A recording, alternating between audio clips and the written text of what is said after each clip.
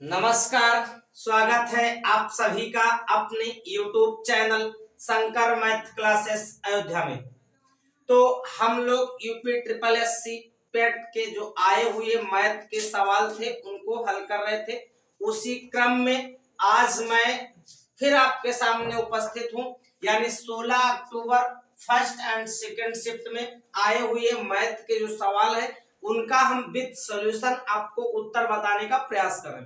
सबसे सटीक उत्तर आपको मिलेगा और सॉल्यूशन भी सटीक मिलेगा, इसके गारंटी जो है वो पिछले वीडियो में आप देख चुके। तो आज हम फिर से यूपी ट्रिपल एससी पेट की एक और क्लास लेके आपके सामने उपस्थित हैं, आपको सॉल्यूशन बताने के लिए। आप अपनी नजरें जमाए रखें। तो मैं एक सवाल लिख दूं, वहीं से क्लास की शुरुआत हो जाए, आप जल्दी से जुड़ जाएं। तो एक सवाल हमने छोटा सा लिख दिया है, परसेंटेज का बहुत छोटा सवाल आपसे पूछा गया था। सवाल देख के भी आपको हंसी आनी चाहिए, लेकिन सवाल होता छोटा या बड़ा नहीं होता। तो आप देखिए ध्यान से, लिखा है 19 का कितने प्रतिशत 7.6 है। इसका मतलब 19 का पूछा गया 7.6 को। इसके दो तरीके होते, आप दोनों तरीके को जान ले, बहुत आसान दोनों तरीके हैं। आप ये समझ लीजिए कि मान लो 19 का x% मतलब बटे 100, ये क्या है तो आप कहोगे 7.6। x की वैल्यू निकाल लो, आपको उत्तर मिल जाएगा। एक तरीका तो ये होगा, मैं दशमलव हटाऊंगा तो नीचे जीरो बढ़ जाएगा। तो 19 से काटे 19 चौक 76, 4 बार में कटेगा। 10 से काटो 10 दाम में 100, 10 बार में कटेगा। यानी x बटा 10 की वैल्यू 4 आई, तो x की वैल्यू 10 चौक कितना हुआ 40%। ये इस सवाल का उत्तर है। आपको समझ आना चाहिए, जो भी आपका ऑप्शन है आप टिक करते रहिए, कोई बड़ी बात नहीं, लेकिन आप ये जानते रहिए 40% इस सवाल का सही उत्तर है। मैं आपको बता दूं, दूसरा तरीका आप एक और जान सकते हैं कि जिसका का की के होता है, मैं लिख दूं का की के, वह नीचे होता है। आप जाने क्या होता है, वह नीचे होता है। बस इतनी बात जानते रहे तो आपका काम हो जाएगा। तो देखो 19 का, यानी 19 का लगा हुआ तो 19 नीचे रहेगा। पूछा किसको गया तो आप कहोगे 7.6 को पूछा गया, का लगा है 19 के साथ, तो 19 आप नीचे कर दे।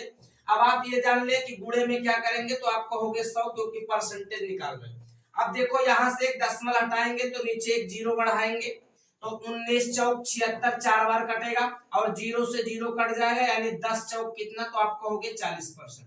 यानी तरीके जो हैं वो दोनों अच्छे हैं, कोई तरीका कठिन नहीं है। दोनों में से कौन सा भी तरीका लगाएं अच्छा है, और आप लगाने का प्रयास करें। मैं आशा करूं कि मैं अपनी बात को आप तक स्पष्ट रूप से पहुंचा पाया हूं। और आप सवाल छोटे हो या बड़े हो, सवालों को लगाने की प्रैक्टिस निरंतर बनाए रखें, ताकि आप पेपर में अच्छा कर पाए। आने वाले सभी पेपरों में मैं एक सवाल और लिख दूं, आप इसे लिखें, तब फिर मैं आगे बढ़ूं। देखो छोटे छोटे सवाल पूछे गए थे, औसत का भी इसी तरह से एक छोटा सवाल और भी मैंने आपके सामने लिखा, आप इसे समझने का प्रयास करें। कल की क्लास में औसत के बारे में थोड़ी बातें बताई थी, वहीं से इसे भी आप लगाने का प्रयास करें। लिखा है 60 से 80 के बीच सभी अभाज्य संख्याओं का औसत क्या होगा। तो आप औसत तब निकाल पाएंगे जब आप ये जानेंगे कि अभाज्य संख्याएं होती क्या।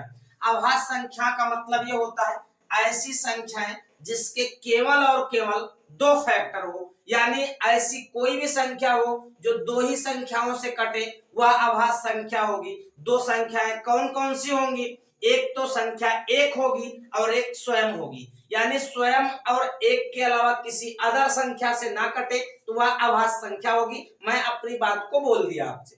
तो आप पहले अभाज्य संख्या लिखो, 60 के बाद अगर लिखने का प्रयास करोगे 80 तक, तो पहली अभाज्य संख्या आपको 61 मिलेगी, दूसरी आपको 67 मिलेगी, तीसरी आपको 71 मिलेगी, चौथी आपको 73 मिलेगी और पांचवी आपको 79 मिलेगा, यानी 79।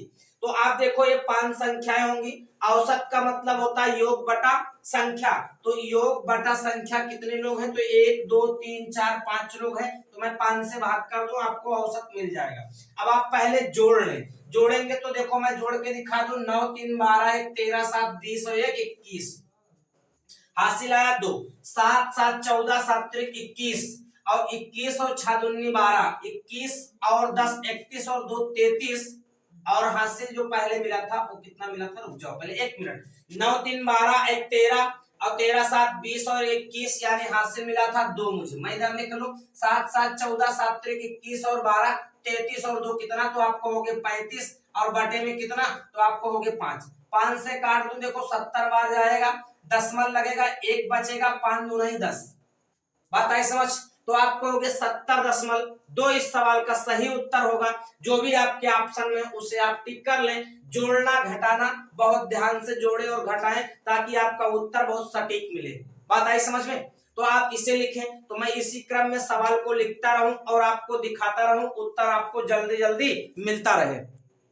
देखो ये सवाल सरलीकरण का था। आप सिंप्लीफिकेशन जानते हो तो आप सरल कर सकते हैं। कल भी इस पे मैं सवाल लिखवाया था, बशर्ते अंतर ये था कि यहाँ माइनस लगा था और पहले वाला जो फार्मूला था कल वाला वो प्लस का था। तो मैं आपको कल भी सिखाया कि दो पद दिख रहे हैं, एक दो दिख रहा है 6.73, दूसरा 4.38। तो आप कहोगे पहले वाले को ए मानते 6.73, दूसरे वाले को बी मानते 4.38। अगर आप वैल्यू रखेंगे तो आप कहोगे यहाँ ए रखेंगे तो ए की घात 3 बनेगा, दूसरे में बी रखोगे तो बी की घात 3 बनेगा, बटे में देखो ए का स्क्वायर है, ए स्क्वायर माइनस ये देखो पहली बार ए दूसरी बार ये बी लिखा है, दोनों के बीच में प्लस लगा है तो आप कहोगे ए बी प्लस देखो ये बी का स्क्वायर लिखा हो। ऊपर वालों को सिर्फ खोल देना, A cube minus B cube का फार्मूला होता है, एक ब्रैकेट में A B A minus B, दूसरे ब्रैकेट में A square plus A B plus क्या, तो आप कहोगे बी स्क्वायर और बटे में नीचे वही चीज लिखा है A square plus A B plus क्या, तो आप कहोगे बी स्क्वायर। देखो ये वाला पद समान है तो काट देंगे। आपको फार्मूले याद होने चाहिए, अगर फार्मूले नहीं याद है तो आपको तकलीफ होगी लगाने में। अब बचा आपके पास तो क्या, तो आप कहोगे ए माइनस बी बचा। ए माइनस बी का मतलब दोनों को घटा दो तो आपका उत्तर आ जाए। तो मैं यहाँ पे घटा दूं तो देखो घटा रहा हूं, देखो इधर एक हासिल लेंगे 13, 13 में से 8 गया बाकी बचेगा 5, यहाँ बचा 6, 6 में से 3 गया तो बाकी बचेगा 3। अब देखो 6 में से 4 गया तो 2, यानी उत्तर आपका क्या होगा, ए माइनस बी का मतलब 2.35। अगर आपके ऑप्शन में कहीं भी 2.35 है तो वही इस सवाल का सही उत्तर होगा। आप इसे जानते रहें, लगाने का भी प्रयास करें।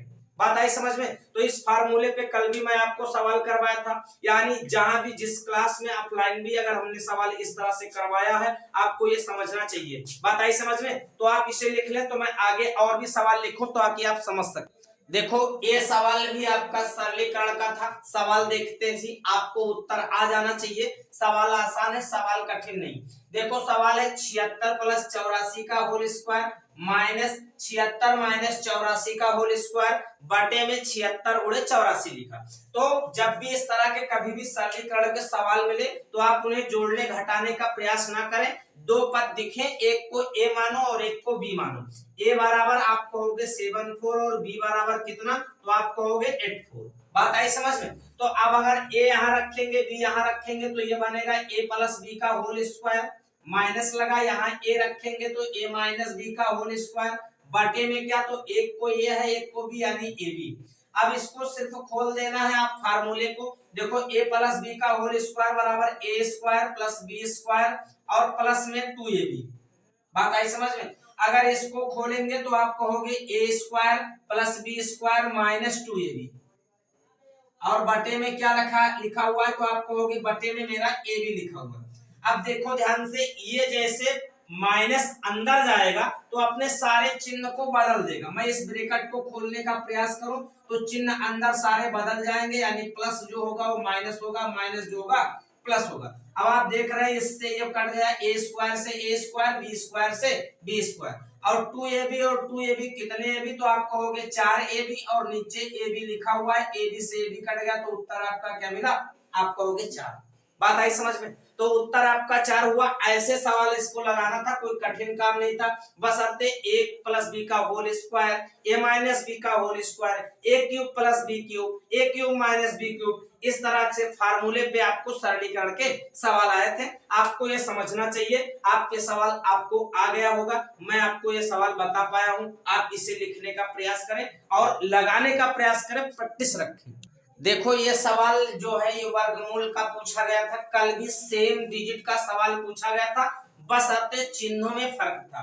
या आज के सवाल में प्लस है और कल के सवाल में सिर्फ माइनस था। बाकी सेम सवाल कल मैंने बोर्ड पे आपको करवाया भी है और पेपर में सेम सवाल आया भी था। तो आप देखो कल वाले पेपर से आज वाला पेपर बहुत अधिकांश मात्रा में मैच कर रहा है, वो भी मैथ का। बात आई समझ में? तो आप अगर कल के सवालों को देख के गए होंगे तो आज का सवाल बेहतर कर पाए होंगे, ये मैं आपसे आशा रखता हूं। तो आप देखो ध्यान से, कल भी मैंने बताया था जब भी करणियों का वर्गमूल निकालने की बात आती है तो जो बीच में चिन्ह लगा होता उसके जस्ट बाद सिर्फ 2 होना चाहिए, बाकी कोई और गिनती नहीं होनी चाहिए, ये मैं आपको बताया था। तो देखो ध्यान से, अगर मैं इसको 2 बनाने का प्रयास करूं, 2 यहां लिख दूं तो 1 2 और है, क्योंकि 4 में 2 बार 2 है, 2 दूनी 4, तो 1 2 को अंदर ले जाऊंगा तो अंडर रूट के अंदर जब 2 जाता तो 4 बनता, तो 4 पंचे तो आप कहोगे 20। बात आई समझ में? क्योंकि 5 पहले से लिखा हुआ। मैं कल भी बताया था इस 20 के 2 पार्ट करते हैं ऐसे कि जिनका योग इस पहले वाले पद के बराबर हो, तो आप कहोगे 4 और 5, क्योंकि 4 पंचे 20 होगा और 4 5 9 होगा। अब इसी पे सिर्फ अंडर रूट लगा देते हैं, हम 4 पे भी रूट लगाएंगे और 5 पे। मैं आपको बताया था अगर बीच में प्लस होगा तो प्लस और माइनस होगा तो माइनस, और आपके में प्लस है तो 4 का वर्गमूल तो आप कहोगे 2 और अंडर रूट 5 का तो आप कहोगे 5। ये इस सवाल का उत्तर है, ये आपके ऑप्शन में दिया हुआ है। बात आई समझ में? तो आप ऐसे लगाए, कल भी इसको मैंने बताया था इसलिए इसमें ज्यादा समय नहीं लिया मैं और आपको थोड़ा जल्दी बता दिया, क्योंकि कल इस सवाल को हम बताए थे, सिर्फ अंतर ये था कि यहाँ के सवाल में प्लस और कल वाले में माइनस था। बात आई समझ? आप इसे जल्दी से लिखें ताकि सारे सवाल हम कवर कर पाए। ये देखो, छोटी और बड़ी भिन्न से कल भी सवाल पूछा गया था, छोटी और बड़ी भिन्न से कल भी सवाल और आज भी आया। तो आज के सवालों में भी मैं यही कल आपको बताया था कि आप सीधे सीधे आप भाग कर ले तो आप जल्दी से उत्तर पा जाएंगे, बस आप ये जानते रहे। अगर मैं भाग करूंगा, देखो ऊपर वाला छोटा तो पहले दशमलव लगेगा, 0 बढ़ेगा तो 8 से काटेंगे, कितनी बार कटेगा तो आप कहोगे 8 सत्ते 56, 8 64 ज्यादा होगा यानी 0.7 आएगा। अगर मैं इसको काटने का प्रयास करूं तो पहले तो दशमलव लगेगा, 70 हो जाएगा, तो 8 28 64 तो पहले तो 8 आया। मैं इसको फिर से भाग करूं, देखो 16 से भाग करो 30 हो जाएगा, 16 128 होता है यानी 0.8 हो जाएगा। अगर मैं इसकी बात करूं तो देखो ध्यान से, एक 0 बढ़ाऊंगा और 40 से भाग करूंगा तो 4 सत्ते 28 यानी 0.7 हो गया। अब देखो 7 के बाद भी जाएगा और इसमें सब में एक बार हम केवल ले गए हैं, आगे भी पढ़ाना जाएगा।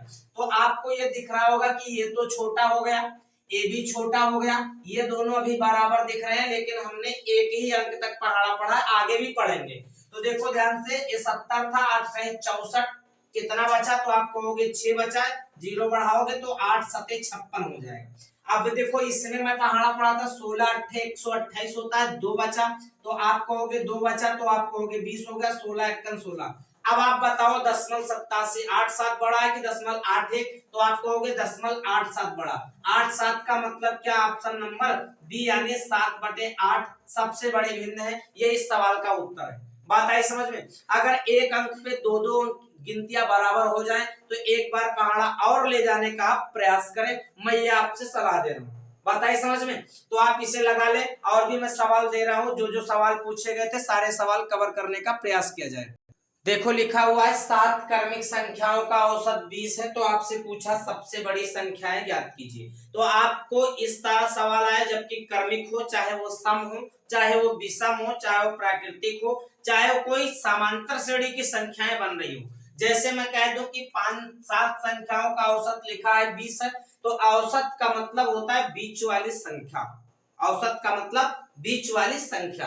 तो आप कहोगे बीच वाली संख्या का मतलब 20 को हम सबसे बीच में रखेंगे, संख्या मेरे पास 7 है, इसका मतलब इसके जस्ट बाद एक संख्या 21 होगी, तो इसके पहले वाले तो आप कहोगे 19 होगी, इसके बाद वाले तो आप कहोगे 22 होगी, इसके पहले वाले तो आप कहोगे 18 होगी, इसके बाद वाले तो आप कहोगे 23 होगी, इसके पहले वाले तो आप कहोगे 17। देखो 7 संख्याएं मैं लिख दिया, सबसे बीच में 20 को बैठा करके। अब आप देखो सबसे बड़ी कौन है, आपको दिखाई दे रहा होगा, कुछ लगाना नहीं होता इसमें, तो आप कहोगे 23 इस सवाल का उत्तर है। सबसे छोटी पूछता तो आप 17 बताते, लेकिन आप अभी के लिए उत्तर क्या करेंगे? 23। क्या करेंगे? 23। यानी सबसे बड़ी संख्या 23 और सबसे छोटी संख्या 17 है। और जब भी इस तरह की संख्याओं पूछी जाए तो आप कहोगे बीच में संख्या बैठाएंगे। बात आई समझ में कि नहीं? हाँ, तो जब औसत, सम, विषम, प्राकृतिक अथवा कोई समांतर श्रेणी पे बनेगी तो आप कहेंगे कि मैं बीच में उस संख्या को बैठा करके और औसत निकालने का प्रयास करूंगा। बात आई समझ में? तो ऐसे संख्या लिखेंगे और औसत आपको मिल जाएगा, संख्या भी मिल जाएगी। आप इसे लिखे तो आगे बढ़ो। देखो, ये सवाल था जो परसेंटेज का भी सवाल आप पहले एक सवाल कर चुके हैं जो फर्स्ट पाली का था। ये सवाल भी आप कर ले, ये सेकंड पाली का। तो आप दोनों को देखते रहें। किसान विकास पर मनोज की बचत का 1/3 हिस्सा पब्लिक प्रोविडेंट फंड में उसकी बचत के आधे के बराबर है। यदि उसके पास कुल बचत के रूप में 1,50,000 रुपए है तो कह रहा है उसने पब्लिक प्रोविडेंट फंड में कितने की बचत की। यह आपका सवाल है। तो इसमें कुछ ज्यादा करना नहीं था। अगर मैं किसान वाले को के कहूं तो आप कहोगे के का 1/3 हिस्सा। अगर मैं पब्लिक वाले को मैं पी मान के चलूं तो आप कहोगे इसके आधा, और दोनों आपस में क्या है तो आप कहोगे बराबर। अगर हम किसान का और पब्लिक से रेशियो निकालें तो ये 3 भाग के इधर जाए क्योंकि पी इधर आया, तो आप कहोगे 3/2। यानी टोटल की वैल्यू कितनी, तो आप कहोगे 5, जिसकी वैल्यू आप लोग को 1,50,000 रुपए दी।